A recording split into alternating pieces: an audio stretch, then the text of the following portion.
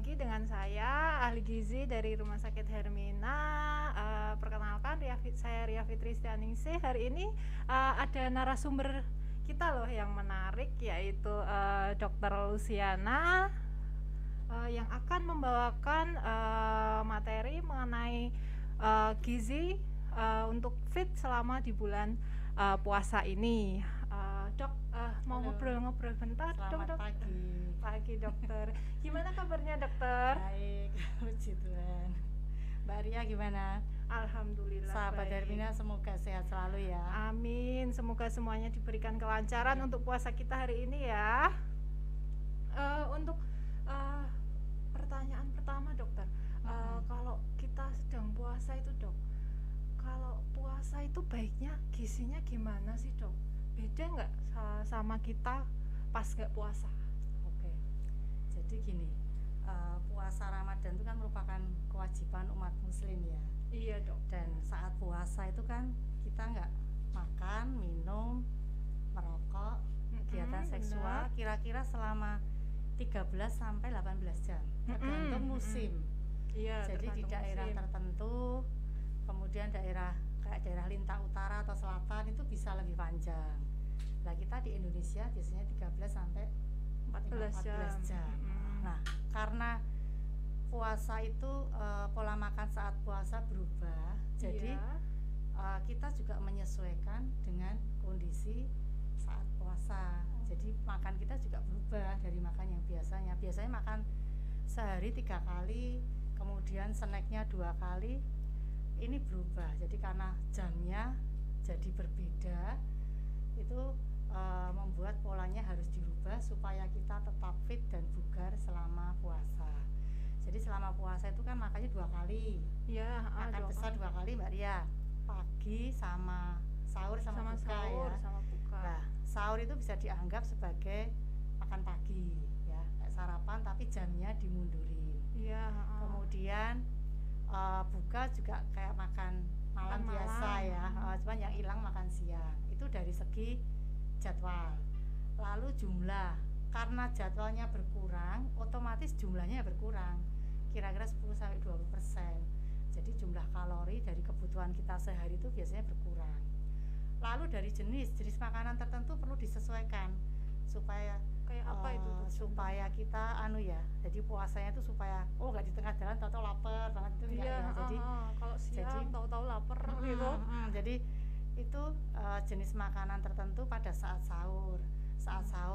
Ya, kalau sahur kita tuh baiknya makan apa biar kita tuh gizinya tetap terpenuhi, kita kenyangnya awet, gitu gimana dok? Jadi saat sahur itu sebaiknya memang makan lengkap, tapi kita memilih karbohidrat kompleks. Oke, karbohidrat kompleks. Terus karbohidrat kompleks itu contohnya nasi, jagung, ubi, terus kentang. Lalu makanan yang lain tetap diberikan, jadi protein, lalu lemak dalam jumlah sedikit, sayur dan buah. Jadi makannya lengkap. Ya.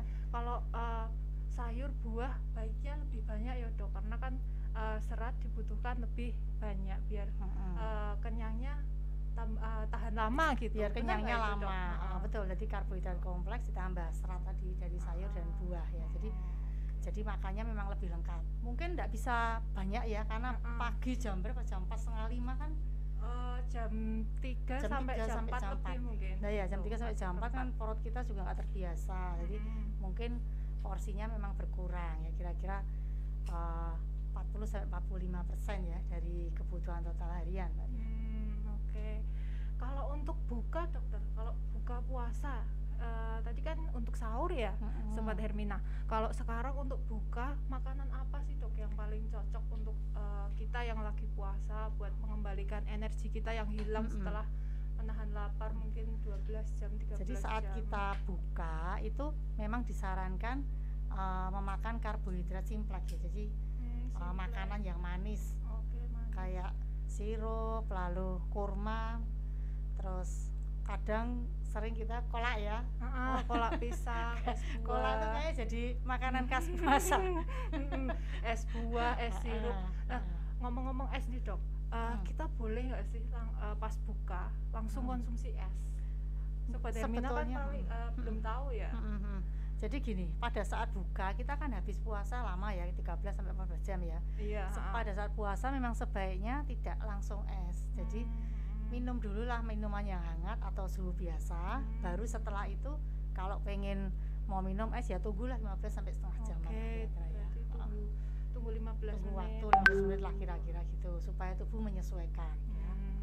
Berarti habis itu boleh ya Dok boleh minum es. Oke, berarti nunggu dulu ya Sobat Hermina, nunggu 15 menit sampai 30 menit. Terus kalau habis itu kita makan utamanya itu bagusnya di jam berapa Dok? Makan utama tuh kira-kira 30 sampai 1 jam dari buka puasa. Ya. Dikasih jarak sekitar 30 menit sampai 1 jam. Kalau habis salat tarawih misal jam 8, jam 9 malam gitu boleh nggak Dok? Tidak disarankan ya. Karena langsung tidur ya nanti kan kita tidur.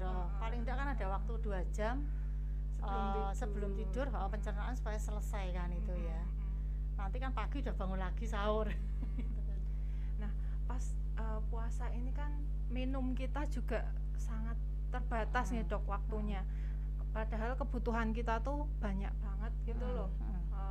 Mungkin 1,5 sampai 2 liter. Nah kalau pas puasa ini pengaturannya gimana Dok untuk pengaturan cairannya ini? Untuk kebutuhan cairan memang harus terpenuhi ya selama 1 hari ya, kira-kira 8 sampai 10 gelas ya. Iya. Nah itu kita bisa atur, yaitu minum saat sahur dan saat buka atau setelah tarawih ya.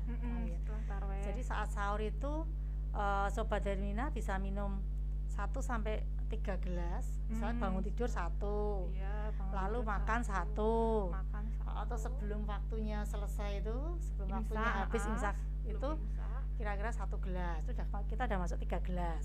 Lalu kita puasa ya, puasa nanti saat buka juga 1 sampai 3 gelas kan. Pertama air hangat dulu, setelah itu bisa minum tadi minuman manis, cola atau es buah atau sirup, koktail, bebas ya Dok, boleh bebas. Yang ringan ya tentunya saat buka ya, supaya pencernaan kita menyesuaikan dulu ya. Lah, nanti itu berapa? 5 ya, sudah 5 sampai 6. Terus sisanya diminum setelah itu. Jadi pada saat makan malam, kemudian sebelum tidur malam, boleh ya, sebelum tidur boleh. Cuma kalau sebelum tidur ya jangan terlalu banyak ya, nanti tidurnya terganggu. Oh gitu. Ya. Tidurnya udah kurang, berpipis terus. Kalau minuman yang mungkin bagus saat puasa itu apa Dok? Biasanya kan kita sembarangan minum, minum teh, minum kopi. Sobat Hermina belum tahu sepertinya minuman yang paling cocok untuk orang puasa itu apa? Minuman yang cocok memang sebetulnya tidak hanya air putih ya, kita bisa minum minuman mineral atau minuman elektrolit itu juga bisa. Boleh. Cuma memang disarankan tidak terlalu manis ya, karena kalau terlalu manis sekali kan nanti buat haus ya, glikemi gitu ya Dok. Bikin haus, lalu dehidrasi kan, itu cenderung itu kan. Kalau minuman yang selain minuman manis tadi yang perlu dihindari, yang manis banget tadi, ada lagi nggak Dok yang perlu dihindari? Yang perlu dihindari ada juga ya, kopi. Kopi kan bikin dehidrasi juga kita sering kencing, diuretik ya. Teh juga.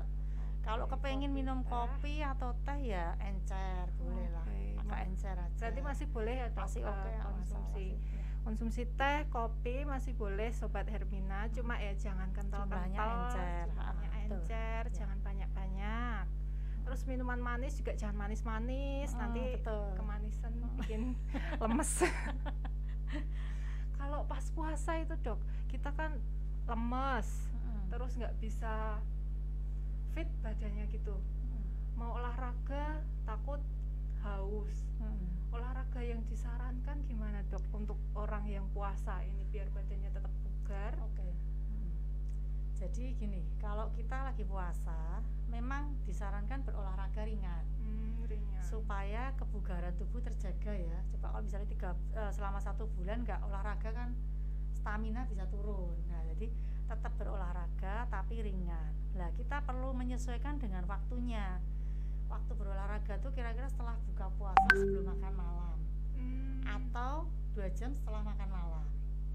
Yang penting tuh nggak terlalu malam ya, jadi kira-kira di bawah jam 10 malam. Karena kalau kita olahraga terlalu malam nanti badan seger kan, jadi nggak ngantuk. Jadi nggak ngantuk, tidurnya mundur lagi. Nah, berarti itu. mungkin 2 jam sebelum tidur ya dok olahraganya? Enggak, ya kira-kira 3 jaman ya, 3 jam, 3 atau 4 jam ya, 3-4 jam. Kalau sebelum buka boleh nggak dok kira-kira olahraga? Sebelum buka tidak disarankan ya, karena kita sudah seharian puasa, kadar gula darah kita sudah mencapai sudah mencapai limit Padahal bawah. kebanyakan orang-orang, mungkin salah satunya Sobat Hermina, sore-sore ngabuburit sambil jogging terus.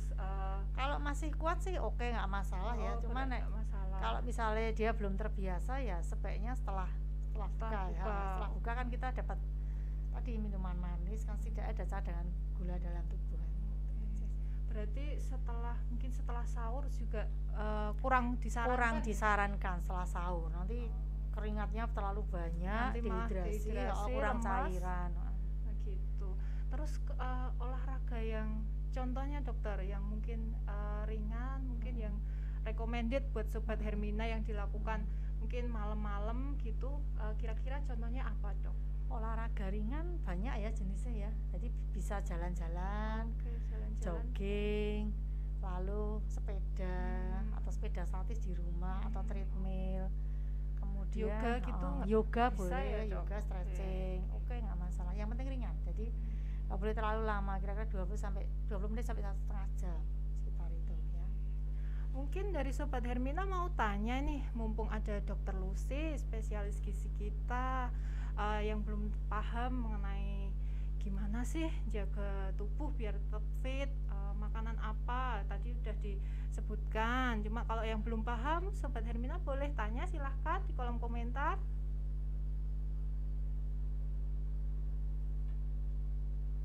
Kita tunggu ya dok. Mungkin kalau ada pertanyaan yang masuk nanti kita jawab bersama.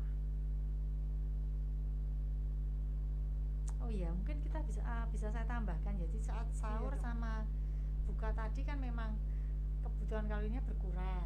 Nah, komposisi dietnya tetap diet seimbang ya Mbak ya. Jadi diet seimbang itu Sobat Hermina bisa lihat itu di isi piringku tuh loh. Coba googling nanti lihat isi piringku. Jadi dalam satu kali makan itu kira-kira komposisinya seperti itu. Jadi sayurnya sayurnya sama nasinya sepertiga, jumlahnya sama, sepertiga dari setengah piring, sepertiga dari satu piring, terus yang sisa sepertiga itu lauk hewani nabati sama buah. Kira-kira seperti itu.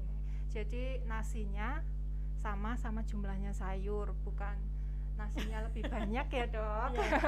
Kebanyakan kita kan malah nasinya yang segunung, pas sahur makan banyak, biar nggak lapar, modalin.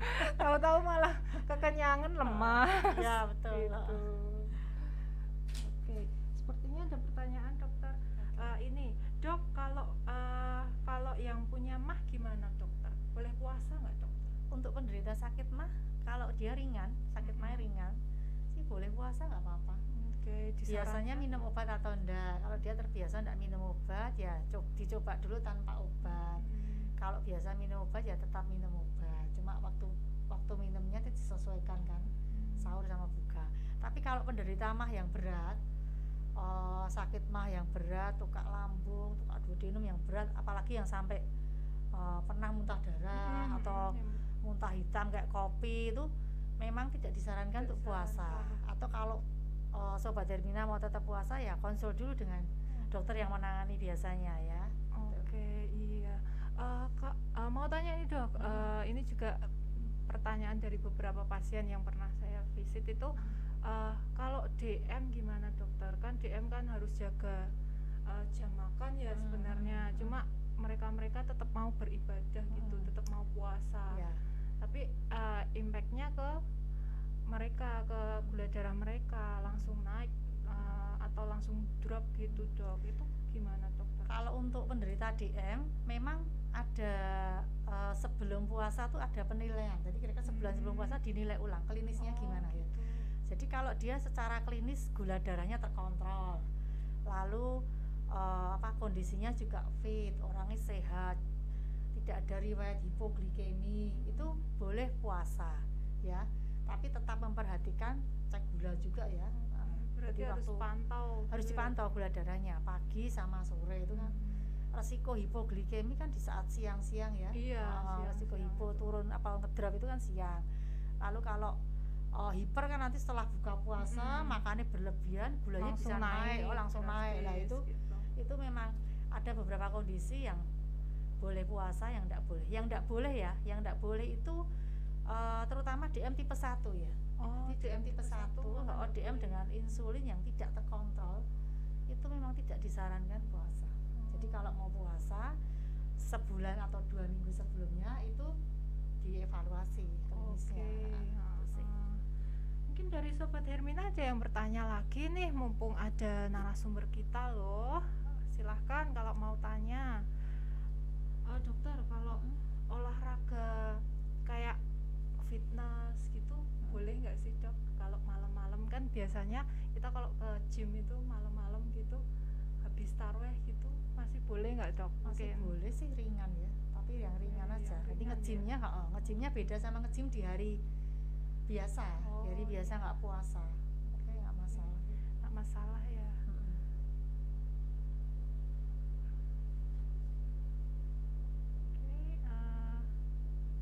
Gini dok, ada yang tanya lagi dok, apa perbedaan jenis makanan untuk orang yang penderita MAH sama enggak MAH gitu pas puasa? Jadi pas pas puasa ini yang disarankan apa gitu dok? Untuk penderita sakit MAH atau lambung memang disarankan ada dietnya, itu diet lambung ya. Iya. Jadi diet lambung itu gini, pilih makanan-makanan yang lunak. Lunak dan mudah dicerna. Kalau nasi ya nasi lemes, nasi putih lemes, nasi merah kan agak sulit ya dicerna. Iya, nasi merah susah. Terus porsinya dikurangi, jadi porsinya dalam porsi kecil, tapi agak sering. Lah karena puasa kan jamnya tetap pancet segitu ya. Jadi dia memang porsinya nggak usah terlalu banyak, tapi dipilihkan makanan-makanan yang tadi diet lunak, lalu mudah dicerna, kemudian porsi kecil, frekuensi sering, kemudian menghindari makanan-makanan yang gasnya banyak. Kayak kan kol, ada brokoli, durian gitu nggak boleh ya dok? Itu gasnya kan banyak, nanti kayak kambuh. Jagung juga kan, jagung tuh anunya banyak. Sayur-sayuran yang tinggi serat itu kan juga dikurangi ya. Jadi makannya harus rendah serat, terus jumlahnya kecil tapi sering. Sama kalau bisa yang lunak gitu. Sobat Hermina. Oke, kita tunggu lagi ya dok, ada pertanyaan lagi.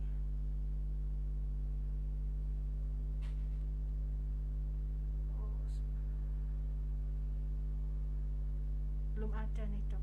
Oke, kita mau tanya lagi coba dok, kalau misal kita konsumsi kolaknya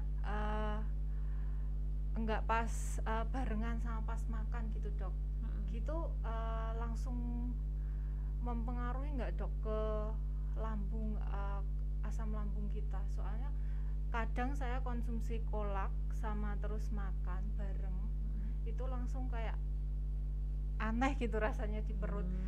Jumlahnya nggak banyak, sedikit-sedikit semua. Apa itu memang karena santan yang di kolak itu dok? Bisa dok? Jadi gini, saat puasa itu pada puasa dan penderita MAH ya.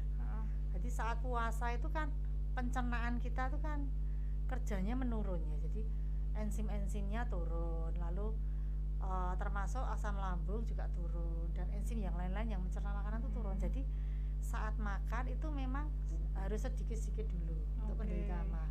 Kemudian komposisinya juga, kalau makan porsi kecil lalu ditambah kolak itu kan ya ada santan, ada minyak, ada, lah itu kan memang pencernaannya agak sulit. Lah bapak ibu misalnya punya penderita sakit MAH kan ya tetap dihindari ya. Kalau mau makan ya makan kolak dulu waktu buka. Nanti dikasih jarak kira-kira 1 jam baru makan besar gitu aja sih. Ini dan ada santannya juga enggak encer aja misalnya kan bisa kan. Jadi lebih disarankan mungkin ya dok, apa itu yang kolak yang tanpa santan itu, ya Allah saya lupa. Apa? Setup, ya Allah, setup, heeh. Setup buah. Setup itu kan kayak kolak cuma tanpa santan gitu. Boleh sih. Ini ada pertanyaan lagi dok, dari Sobat Hermina. Gimana kita bisa melihat anak kita tuh puasa nutrisinya dapat terpenuhi? Jadi nutrisi anak pas puasa itu gimana dilihatnya? Anak umur berapa? Anak secara umum aja Secara gitu. umum ya. Jadi secara umum anak boleh puasa mulai umur berapa? 10, 12, Mungkin 7? TK udah pada puasa sih dok kalau orang sekitar saya. Jadi kalau gini, kalau anak tuh puasa, kita menyesuaikannya gini. Lihat asupan dia setiap hari. Oke. Ya, jadi asupan dia setiap hari kira-kira seberapa? Misalnya untuk 7 tahun sampai 9 tahun, misalnya kebutuhannya 1.500 sampai 1.600 ya, kira-kira segitu ya. Nah, itu kalau dia tiap hari makannya kan nasi 1 porsi pagi, siang, malam. Nah, sekarang kalau diganti jadi 2 kali makan, tentu berkurang, mungkin dikurangi lah 3/4-nya. Asal kurangnya nggak terlalu banyak, jadi selisihnya nggak sampai separohnya gitu sih masih oke. Dan monitoringnya berat badan ya. Anak-anak tetap pertumbuhan dan perkembangan dia monitoringnya berat badan, itu aja sih. Tapi kalau misal TK gitu udah puasa, udah boleh nggak sih dok kalau dari segi gizi? Mungkin kan ada beberapa mungkin orang tua dari Sobat Hermina yang sudah menjadi orang tua, mungkin anak-anaknya yang kecil-kecil itu udah dilatih puasa, udah mungkin ada yang setengah hari dulu, ada yang malah langsung full. Kan anak kecil kadang susah makan ya, jadi mereka disuruh puasa jadi malah seneng gitu dok. Itu gimana dok? Jadi kalau anak-anak puasa mungkin menyesuaikan kondisinya ya. Jadi setengah hari dulu boleh. Yang penting asupan dia sehari itu cukup. Cukup itu tidak berkurang banyak dari yang biasanya ya. Jadi kan kira-kira berkurang 10 sampai 20% sih masih oke, asal nggak sampai di bawah separuh. Itu kan nanti kan nggak cukup ya untuk sehari ya. Jadi boleh, cuma kita evaluasi gimana asupan makannya, jangan sampai berkurang. Mungkin kalau 10 sampai 20% masih aman gitu, masih boleh. Cuma kalau berlebih tidak disarankan ya. Karena dia masih tumbuh kembang kan, masih butuh nutrisi banyak untuk tumbuh kembang. Iya dok. Ini ada pertanyaan lagi. Oh nggak ada dok. Sobat Hermina kalau mau tanya lagi silahkan, kita tunggu. Masih ada waktu berapa menit Kak Naura? Oke, 10 menit lagi. Kalau maaf ya dok, melenceng dari ini ya, dari dari obrolan kita fit puasa di bulan Ramadan gini. Kalau orang dengan penyakit misal kayak ginjal gitu, mereka boleh puasa nggak sih dok? Karena beberapa juga ada yang puasa dokter. Penyakit ginjal kita tetap lihat untuk pasien-pasien itu tetap dilihat klinisnya ya. Jadi kalau misalnya pasien ginjal, gagal ginjal kronis itu. Iya, misal sudah stage 5 terus ada pembatasan cairan, mereka puasa, pas buka kehausan langsung minum banyak. Gitu kan, gimana dok? Jadi kalau pasien gagal ginjal yang kronis, apalagi yang stage 5, itu kan memang kalau di puasa kan dia berisiko ya. Iya. Berisiko untuk sebenarnya kurang disarankan ya. Kurang disarankan sebetulnya. Kecuali kalau misalnya mau nyoba dulu ya, silahkan dicoba 1 hari. Kalau seandainya tetap tidak kuat ya tetap tidak bisa ya, karena mereka kan cairannya dibatasin. Dan selama puasa kan resiko dehidrasi. Iya. Nah, resiko dehidrasi kan juga bisa memperberat ginjalnya. Terus nanti belum lagi kalau saat buka dia sudah seharian kehausan, nanti minum terlalu banyak, sesak paru-parunya, ganti penuh cairan. Jadi nah itu oke, jadi itu dari cairan, belum yang elektrolitnya itu kan dipengaruhi cairan juga kan. Jadi untuk penderita penyakit mungkin seperti ginjal atau DM, mungkin kalau puasa sebenarnya tidak diwajibkan untuk Sobat Hermina berpuasa, karena sudah ada kondisi khusus, maksudnya sudah ada menderita penyakit, sudah dimaklumi untuk tidak puasa. Jadi sebaiknya konsulkan dulu kondisinya dengan dokter, Ya. dokternya gitu ya dok. Secara agama kan juga boleh kan kalau sakit Boleh, kalau sakit nggak puasa, boleh kan. dok. Jadi diringankan gitu. Iya. Diganti dengan membayar fidyah gitu. Kalau mungkin anak-anak dokter, ini balik ke anak-anak ya. Kalau anak-anak kalau pas buka gitu bagusnya diberikan susu atau ikut sama orang dewasa menunya dok. Pas buka sebaiknya ikut orang dewasa dulu ya. Jadi kayak tadi minuman yang manis atau makanan ringan yang manis dulu ya. Kalau susu waktu buka ya terlalu berat ya. Susu kan gitu komposisinya ya. kayak makanan lengkap ya. Jadi pencernaannya agak sulit. Jadi setelah seharian saluran cerna kita berkurang fungsinya, kalau langsung dikasih makanan berat itu memberatkan pencernaan, nanti bisa mual dan lain-lain tuh ya. Iya, berarti nggak boleh ya Bun, kalau kita memberikan susu sama anak-anak kita yang pas buka puasa gitu nggak boleh. Baiknya ya ngikut sama kita aja gitu. Itu ada yang tanya lagi nggak Sobat Hermina? Kita tunggu pertanyaannya.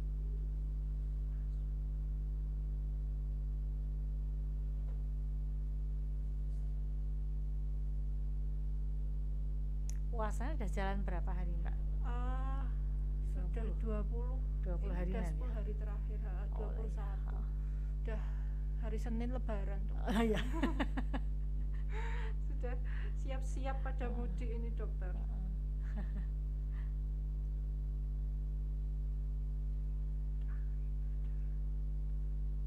Oke, karena udah nggak ada yang ditanyakan lagi, mungkin Sobat Hermina udah paham. Mungkin dari Dokter Lucy ada kesan-pesan dikit buat Sobat Hermina terkait puasa Ramadan ini. Terus mungkin pesannya mungkin pas untuk Idul Fitri gimana, gizinya gitu, jangan sampai berlebihan, jangan kontrolnya gimana gitu dokter. Oke sahabat Hermina, mungkin dari pembahasan kita bisa disimpulkan ya.